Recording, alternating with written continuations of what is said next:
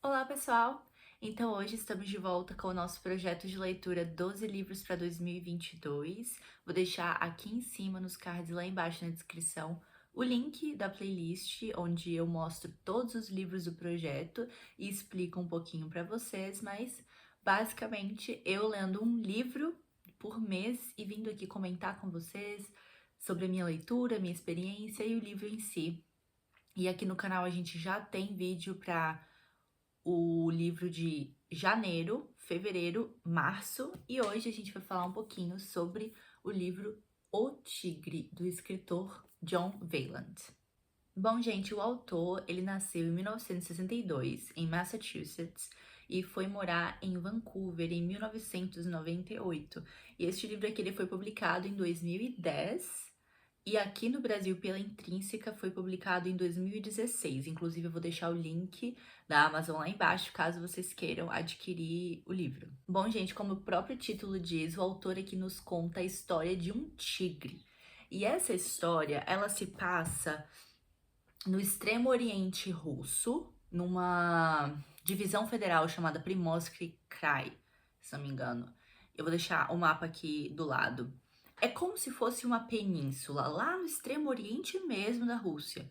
Então é como se fosse uma península, e do lado tem a China, do outro lado tem o Japão, né? Mas claro, tem o oceano aí no meio do caminho. E embaixo tem a Coreia do Norte, e depois a Coreia do Sul, é claro. Mas essa região também, ela é tomada pela taiga, né, a floresta boreal. E como eu falei, essa história ela se passa em Primorsk, só que mais precisamente na região do rio Bikin. Então eu vou tentar deixar aqui outro mapa mais centrado dessa região. Ah, inclusive o próprio livro traz o mapa também. Vou mostrar aqui pra vocês, acho que tem 2 mapas, se não me engano. Gente, eu tô rouca, tá? Desculpa a minha voz. Mas aqui tem o mapa da região que eu falei, né? Aqui de Primorsk. Eu falei península, mas assim, não é uma península. É como se fosse, mas não é, gente. Eu falei besteira. Eu tinha na minha cabeça que era uma península, mas não era. Mas é aqui, essa região de Primorsk. E aí, aqui, mais precisamente, a região do rio, né? Do rio Bikin. E essa história, ela se passa num vilarejo chamado Sobolônia. E esse vilarejo, gente, ele só tem 25 anos de existência e ele já tá assim, em completa decadência. Porque assim, essa região, depois da perestroika, que foi uma reforma no regime socialista, né, foi uma reestruturação, uma abertura econômica no regime lá na Rússia, ela foi boa em alguns sentidos, né? Geralmente os sentidos que a gente aprende na escola, ela teve a sua importância, mas para muitas regiões da Rússia, principalmente essas regiões. Nossa, tem um bicho. A gente sempre tem um bichinho quando eu tô, quando eu tô gravando, voando assim. Mas enfim, eu moro no mato. Onde eu tava? Tá. Depois da perestroika, as regiões mais afastadas, mais pobres, elas foram muito prejudicadas, muito mesmo. E essa região especificamente, ela já era muito pobre. Primeiro que as condições, né, não são lá muito agradáveis, vamos dizer assim. É tudo muito rude, sabe? Tudo muito, como se diz, primário, em certo sentido. E lá é muito frio, como a gente sabe. A Rússia, ela chega a temperaturas assim, -50. Aqui no livro a gente fica sabendo que grande parte dessa história que se passa em dezembro de 1997, ela tá aí por volta dos seus -35 graus. E só para vocês terem uma noção, gente, um caminhão muito grande consegue passar em cima do rio Bikin no inverno, quando o rio tá congelado, assim, consegue passar em cima. Eu fiquei chocada com essa informação. E as pessoas desse vilarejo, elas trabalham assim, elas meio que dependem da floresta, do trabalho, dos trabalhos que elas conseguem fazer dentro da floresta. É um vilarejo muito pequeno. E aí nós temos caçadores. Só que o que acontece? Os caçadores, a grande parte deles, a grande maioria deles, eles não têm a legalização, eles não são assim, eles não têm o trabalho deles legalizado. Porque o que acontece? Para você conseguir naquela época a autorização, a arma e tudo que você precisaria para ser um caçador legalizado era muito caro, era assim, em média $1.000. E o povo lá, gente, eles não tinham esse dinheiro, sabe? Eles recebiam muito pouco, eu não sei quanto por mês, mas eu acho que era por volta, assim, sei lá, $5 por mês. Eu posso estar falando besteira, mas eu acho que era por volta disso mesmo. Então, assim, não era nem recebia, né? O quanto que eles conseguiam para se sustentar. Então, eles não tinham como passar por esse processo de legalização e eles acabavam voltando para a taiga para depender dela, para ter o seu alimento vindo dela, tanto literalmente quanto por meio de venda. Então, o que que acontecia? Eles caçavam animais para se alimentar, mas eles também caçavam animais para vender as partes deles. Que animal? Principalmente, né? O tigre. Então, o tigre, a gente tem que entender que lá na Ásia, o tigre ele é meio que visto como sagrado, né? Não é especificamente um deus. Em algumas áreas dos nativos lá dessa região da Rússia e da China acreditam que ele tenha, né? Que meio que seja um deus. Eu não sei.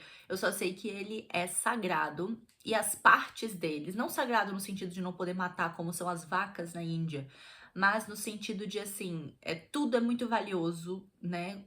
Tudo do tigre é muito valioso. É claro que tem as pessoas que também não querem matar os tigres por acharem que é um animal sagrado, mas a grande maioria não só mata, como esfola, retira os dentes, tudo que as patas, assim, todas as partes dos tigres eles retiram para poder vender, principalmente para a China. Para a China e para a Coreia do Norte, se não me engano, os coreanos também sobem lá na taiga para matar os tigres, mas os russos, eles entraram, infelizmente, né, grande parte, assim, do motivo foi a perestroika, porque eles estavam com muita dificuldade financeira, mas eles se viram numa situação onde eles tinham que caçar os tigres. Então, era um trabalho, vocês concordam comigo que era um trabalho extremamente perigoso, porque o tigre que a gente tá falando aqui não é nem o tigre comum, né, que a gente conhece, que é o tigre da Índia ou da China, enfim, é um tigre chamado tigre siberiano e, gente, esse bicho, ele é simplesmente enorme. Acho que ele consegue chegar a pesar, eu anotei aqui, 270 quilos e pode ter 3 metros de comprimento. Então, assim, é um bicho muito grande, muito grande. Inclusive, tem uma foto aqui. Esse livro, essa edição é muito boa. Ela tem as fotos, né?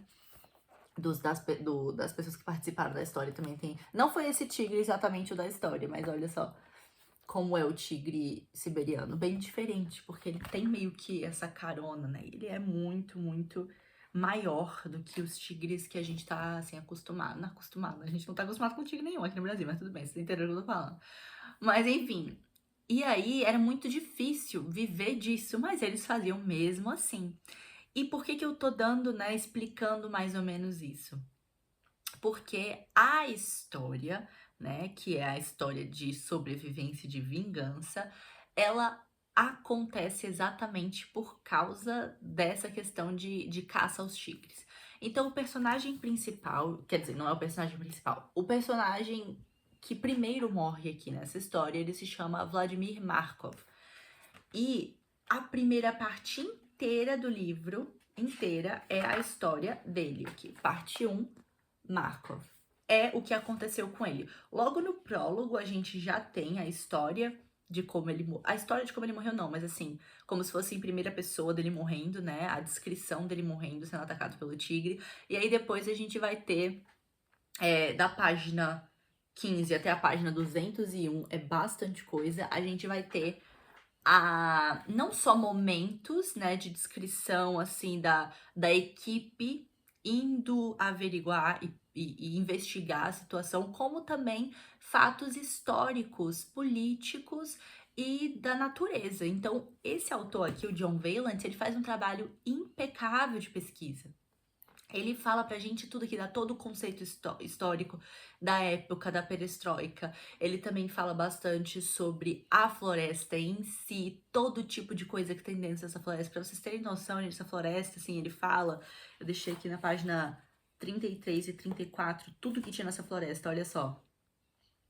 Ali, lobos cinzentos e renas compartilham o terreno com colhereiros e cobras venenosas, e colhereiras de 11 quilos competem por carniças com corvos de bico grosso, bétulas, píceas, carvalhos e abetos podem crescer nos mesmos vales onde nascem kiwis selvagens, lotos gigantes e lilazes de 20 metros de altura, enquanto pinheiros carregados de pinhões comestíveis podem ter videiras selvagens e magnólias penduradas nos galhos. Então ele, assim, dá toda a estruturação, assim, toda a estrutura da floresta para a gente entender onde a gente está. E esse trabalho de pesquisa, esse trabalho de ambientação, ele é muito importante porque a gente se sente dentro da história. Então não é cansativo o fato de que ele tá dando um monte de informação pra gente sobre a história, sobre a política, sobre a vida do pessoal no vilarejo, sobre a floresta, porque a gente se sente lá dentro. Então isso nos deixa muito mais próximos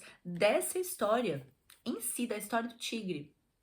E assim, voltando, né, para a história do Markov, esse rapaz, ele era um caçador ilegal e ele estava caçando, ele chegou numa situação financeira que ele começou a precisar caçar não só animais para se alimentar, mas também tigres para poder vender as partes, porque ele realmente estava precisando, mas assim, né, não é, tem toda essa questão aqui se é desculpa ou não, mas enfim.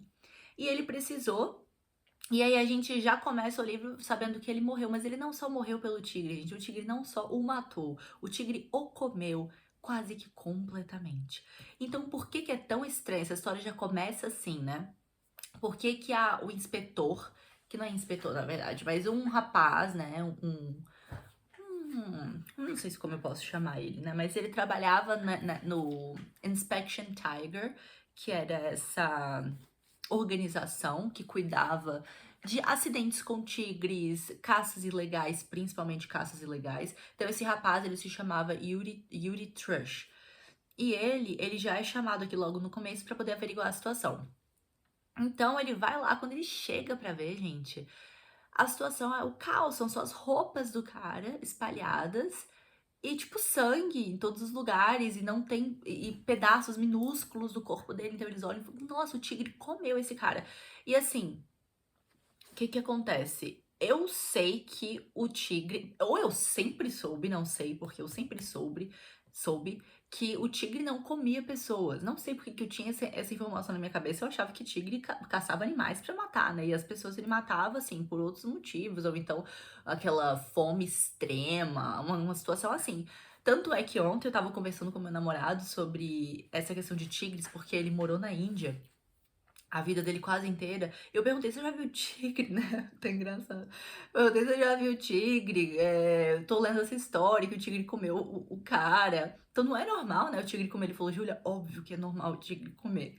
O tigre come mesmo, assim, lá na Índia, né? Tem várias histórias do tigre comer. Eu fiquei, gente, eu não sabia disso. Mas pelo menos o tigre siberiano ele não tem esse costume. O autor fala o tempo inteiro sobre isso, como o tigre siberiano não tem o costume de matar seres humanos para comer, né? Ele geralmente mata os seres humanos porque por vingança. E foi o que aconteceu aqui nessa história, gente. O Markov, ele tava, né, caçando tigres, mas ele acabou, né, tentando caçar o tigre errado ou se deparando com o tigre errado. A gente não sabe exatamente o que aconteceu. Tem umas 3 histórias aqui possíveis do que pode ter acontecido. A primeira história o vilarejo pensou que tivesse acontecido foi que ele tinha tentado pegar ai gente, filhote de tigre, aí a tigresa, que era seria esse tigre, né, que o matou, enfim, foi atrás dele pra se vingar, mas aí logo descartaram porque viram que a pata era muito grande pra ser de uma tigresa, então ela era um monstro, gente. Esse tigre era gigantesco, aí eles já descartaram. Aí acharam depois que foi porque ele tinha uma caça, aí ele tinha pegado uma caça, aí o tigre foi tentar pegar a caça, ele acabou atirando no tigre. Aí a outra história fala que ele atirou no tigre tentando caçar o tigre, não conseguiu matar, enfim. Várias histórias aí que permeiam, né, nesse livro.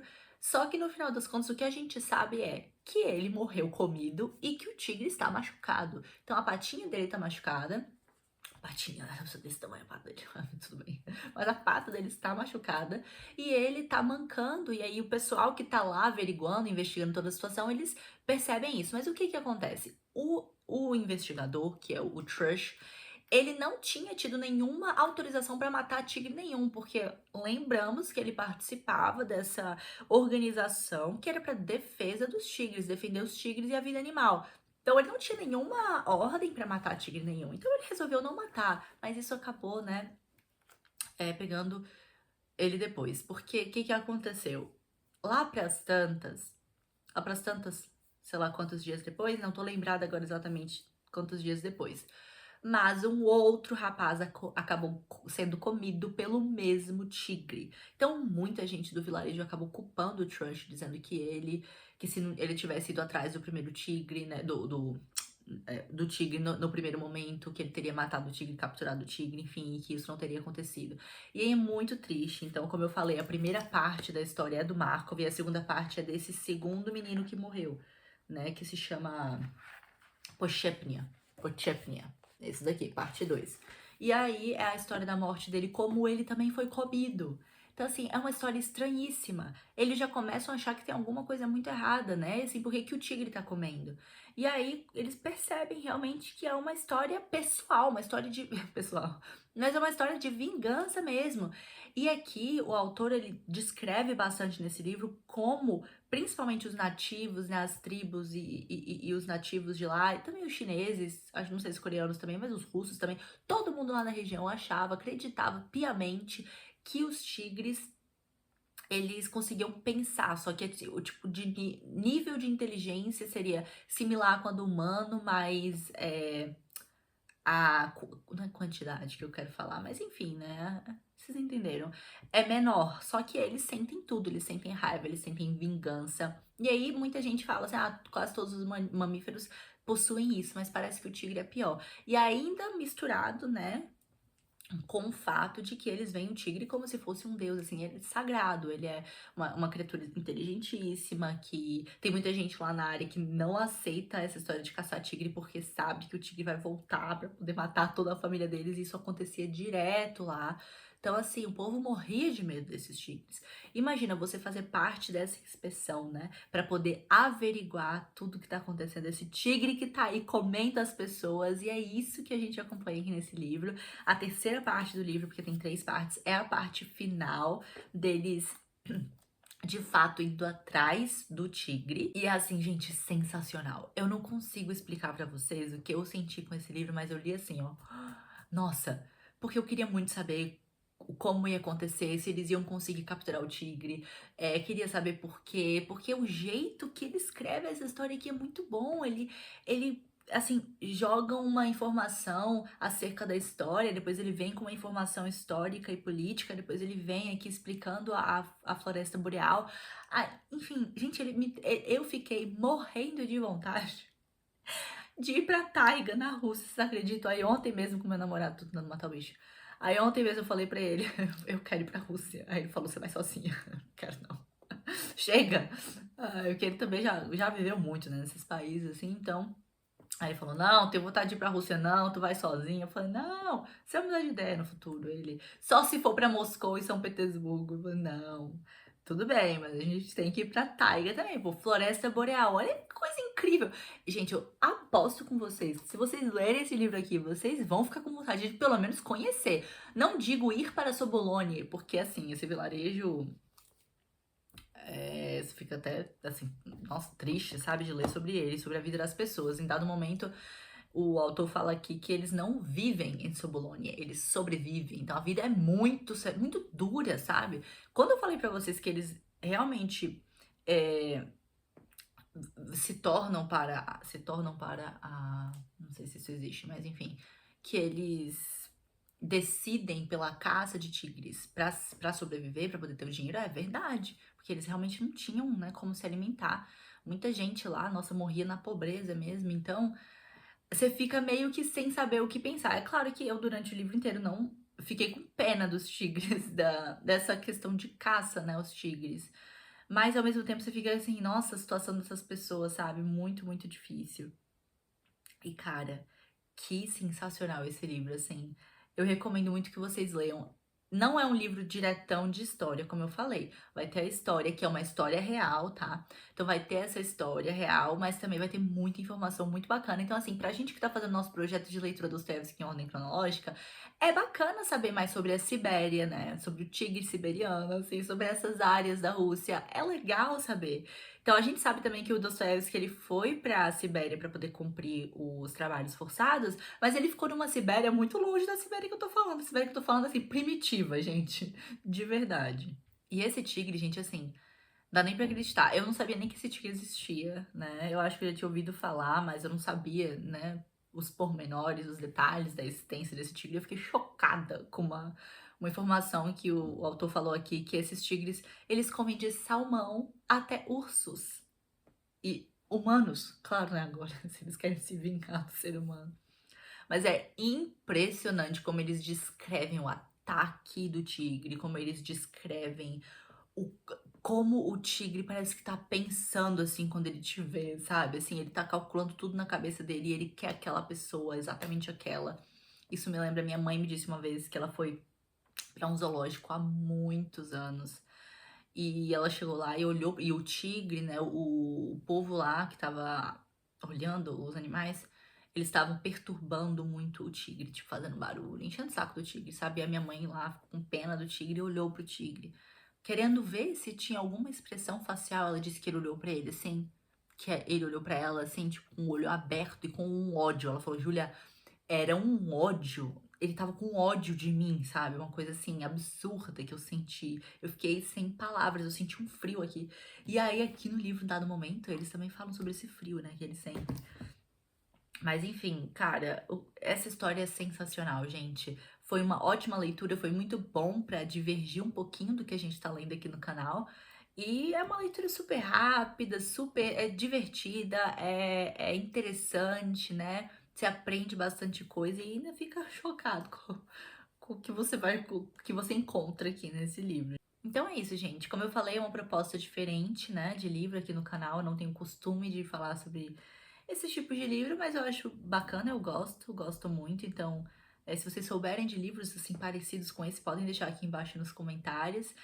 E espero que vocês tenham gostado do vídeo, gente. Assim, baita livro, sabe? Tô feliz que eu li. Obrigada, pai, por ter me incentivado. E se vocês quiserem, recomendo muito a leitura, viu? Então, gente, muito obrigada por assistir e nos vemos no próximo vídeo.